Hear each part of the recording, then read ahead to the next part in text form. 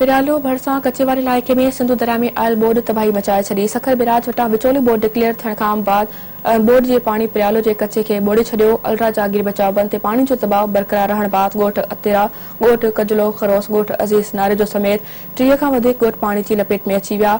समय एकड़नि ते बीठल खजनि, अंबनि, केलनि, कमंद ऐं ॿिया फसल पाणी हेठि अची विया आहिनि।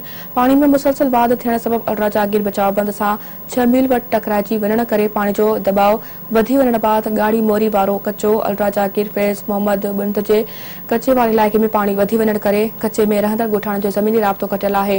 इन हवाले सां ॻोठाणनि ख़ालिक ॾिनो। अब्दुल माजिद ऐं ॿियनि सिंध टीवी न्यूज़ सां ॻाल्हाईंदे चयो त सिंध हुकूमत हुननि जी को बि मदद लाइ इंतज़ाम नाहिनि कया। हुननि चयो त बोर्ड अचण करे लखें रुपयनि जा फसल पाणी में ॿुॾल आहिनि, जंहिं करे संदनि खे लखें रुपए जे नुक़सान जो ख़दशो आहे। हुन नाला इख़्तियारनि खां मुतालबो कयो त हिफ़ाज़ती सामान ऐं ॿेड़ियूं मुहैया करे खेनि वाहुर कई वञे।